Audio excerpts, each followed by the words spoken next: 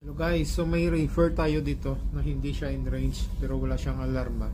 So yung set point niya ay negative 18 pero yung return niya ay negative 7.7 lang ano. Tapos yung supply negative 9.1. Kaya chinek natin yung mga parameters niya, yung suction pressure tsaka yung discharge pressure. Kita natin na yung suction pressure niya so 0.5 tsaka yung discharge niya ay 9 ano. So chinek din natin yung liquid refrigerant sa may receiver niya so puno naman.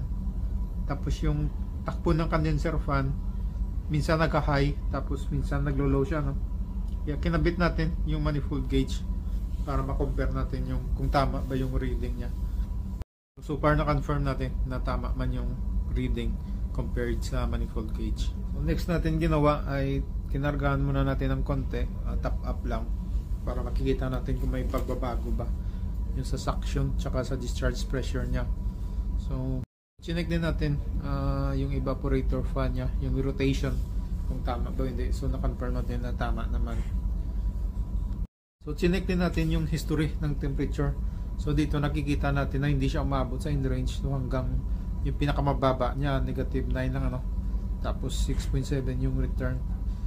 Kaya pinagpatuloy lang natin yung top up ano, para makita natin kung nagre-response ba o bumababa ba yung supply temperature niya. So dito nakikita natin na wala siyang response, may suction pressure niya at yung buga ng condenser minsan naka-low, minsan naka-high. Sinubukan din natin i-close to yung suction para makikita natin kung nagba-vacuum ba siya para dito ma-confirm natin na tama naman yung gauge tsaka yung compression ng ng compressor. At dito makikita natin na lumalamig na yung suction temperature niya sa negative 10.4 at yung suction pressure niya ay 0.9 at 9.5 yung discharge. Pero yung suction niya hindi ako kumbinsido dahil mataas pa ito.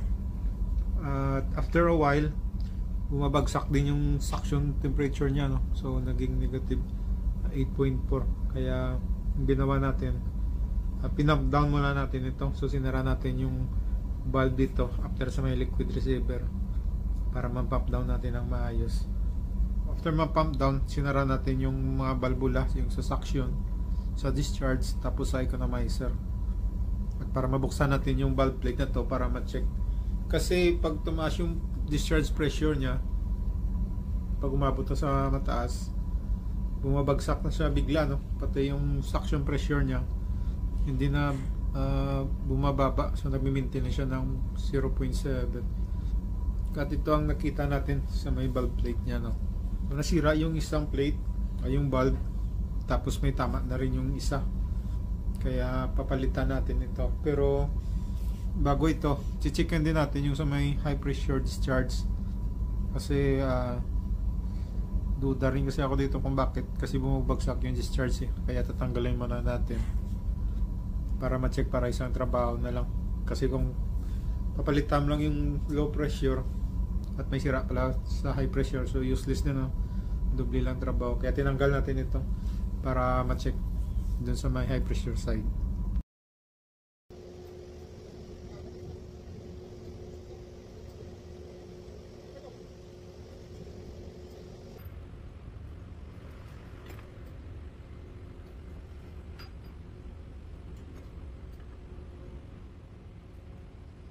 At dito nakita natin na yung plate sa high pressure side ay okay naman at walang tama, kaya binalik na natin ito at inassemble para ma-vacuum.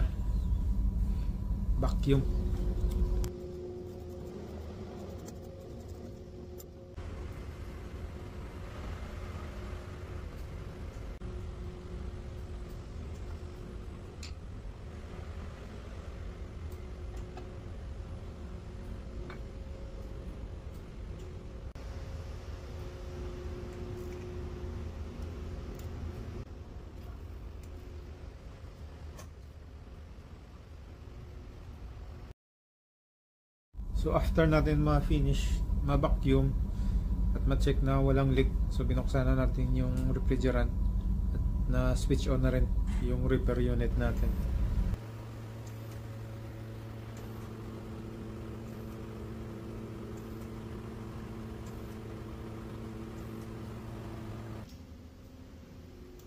tinapapan pala natin ito ng konti. So dahil meron ding nawala nung pagtanggal natin dahil hindi yun naubos nung pag-pump down natin.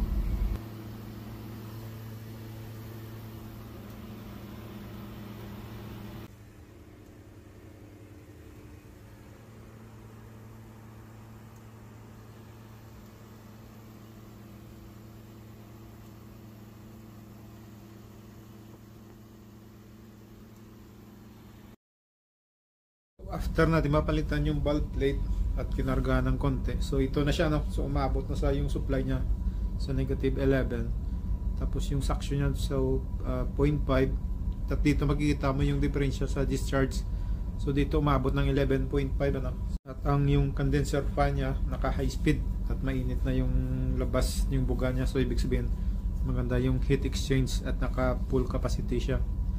Siguro bukas in range na ito dahil hapon na dito. So hanggang dito na lang muna guys, at maraming salamat.